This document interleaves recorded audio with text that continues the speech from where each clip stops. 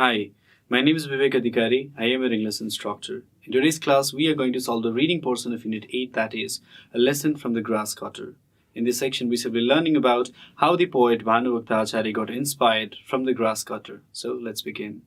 Alright, in today's class, we are going to learn about the reading portion of Unit 8, under which we shall be learning about the famous Nepali poet Bhanuvakta Acharya.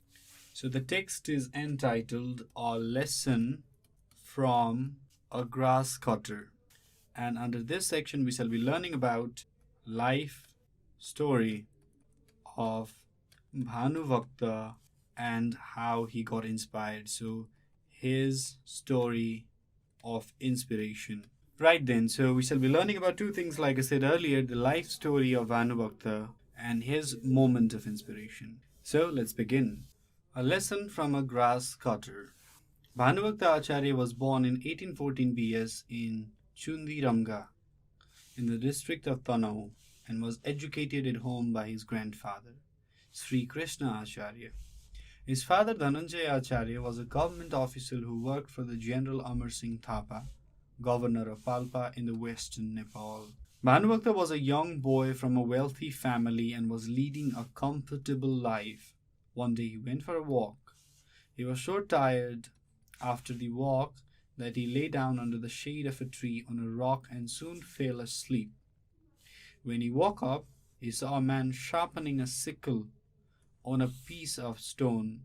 Bhanuvakta went near to the man and asked him, "Where are you from and what is your occupation?"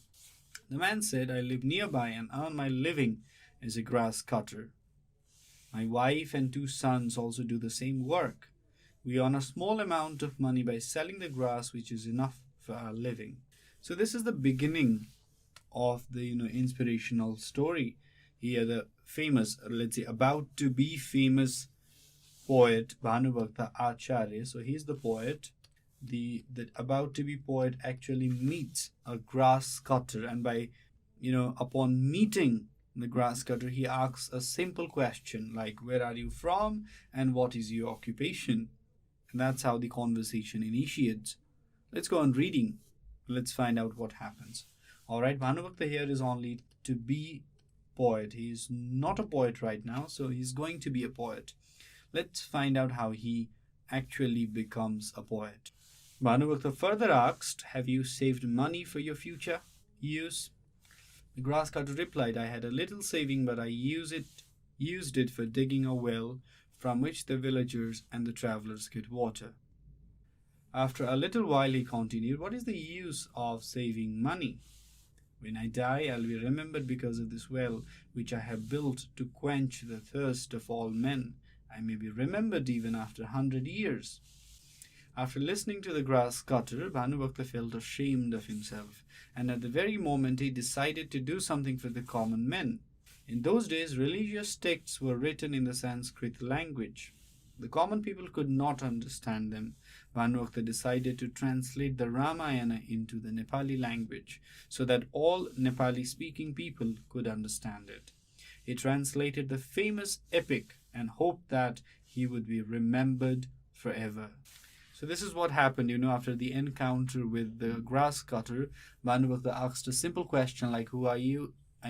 Where do you live and what is your occupation?" And after that seemingly insignificant encounter with the grass cutter, Bhanuvakta further asked, "Have you saved any money for your future?" Because he was interested to know about the life of the grass cutter. And the grass cutter replied, "What's the use of saving money? The whatever money I have, I spend it on social purposes like building a well maybe." And after listening to this reply, Bhanuvakta felt ashamed of himself because he had not done anything significant to the society.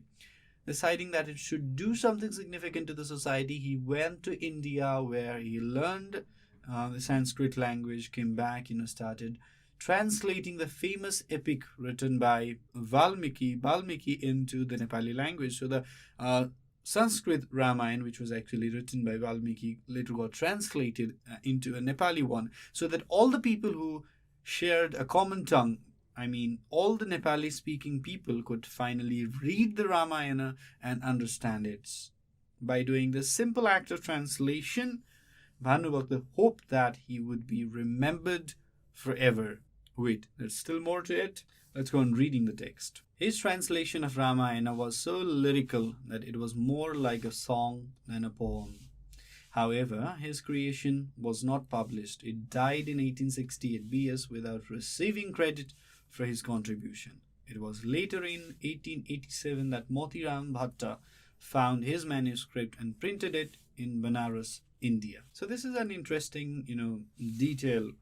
Bhanubhakta wanted to be famous, or let's say wanted to be remembered for something, and in order to be remembered for something, what he actually did was he translated the Sanskrit Ramayana into the Nepali language, and by doing so he hoped that people who shared a common tongue, the Nepali language, would read the text and appreciate it and understand it, and understand the nuances of Ramayana. However, his creation was not published when he was alive. Later on, it was Motiram Bhatta who actually discovered the manuscript. And Motiram Bhatta, is believed to have done a lot to make Bhanubhakta not only popular among the Nepali-speaking people, however, to cement his position as a literator, as a literary figure. So it was Motiram Bhatta who actually did something good to Bhanubhakta. See, Bhanubhakta wanted to be famous, to be remembered. However, it was only because of Motiram Bhatta that he is now remembered and even worshipped. So that was the life story, or that was the life inspirational or the motivational story that Bhanubhakta learned from a grass cutter. Now moving onwards, we will do a few questions, then we will move on to the homework section. So let's go to the exercise section. In your exercise section, you will find questions, simple questions like, where was Bhanubhakta born? And the simple answer to that question is, he was born in Chundiramga in the district of Thanau. You will find the answer in the first sentence. Another question can be, what kind of life was he living when he was a young boy? So when he was a young boy, he was rather living a carefree life. He didn't care about anything else. One thing he cared about was making money. The kind of carefree yet money-minded life, a duality, a mixture of carefree life and a money-minded attitude. So that's the kind of life he was living when he was a young boy. Another question that might appear is, how did the grass cutter earn his living? And the answer is pretty simple. The grass cutter earned his living by cutting the grass. Some questions are like this one. What did grass cutter do with the money he had saved? So what did the grass cutter do? He in fact dug a hole with the money. He dug a well, not a hole. So with the money that was saved, the grass keeper dug a well so that the people and travelers like Bhanubhakta himself could drink water. Now, if you go to the vocab section, it's called Ways with Words. You will find some pretty simple questions. Like there's one question where you have to match two columns. And the column that is on the left-hand side, you will word wealthy. Now you have to match out of 13 different words, or let's say the phrases or cluster of words. From there you have to find the exact meaning of wealthy, and it is correct answer to that one is given number 3, having enough supply of money. The another word you will find is comfortable, and the answer to that word, or let's say the similar word, is number 6, free from stress, having peace of mind. Alright, let me try 2 more words. Number C is sickle. What's a sickle? Okay, the answer is a tool for cutting grass or crops. Another word that we have is number D, that is quench. And the meaning of quench is number 13, satisfy, and this time satisfy thirst. Okay, let me do one more. Number E is ashamed, and the meaning to that word is feeling shame or guilt. So like this, I guess you can go all the way to number M, because the words are pretty easy. And on number 4, there's something called read and arrange, which I believe you can do yourself. Now I'm going to give you some homework.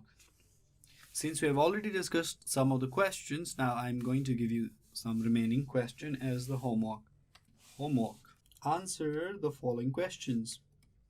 Alright then, these are the two questions. The first one is, why did Bhanubhakta decide to translate the Ramayana into the Nepali language? Another question is, who published the creation of Bhanubhakta? So I hope you know these questions are pretty easy to you, and maybe you'll be able to find them pretty easily in your book. With this, we have come to end of today's class. If you have any questions or suggestions regarding these video series, feel free to write us at learning@deerwalk.edu.np. Thank you.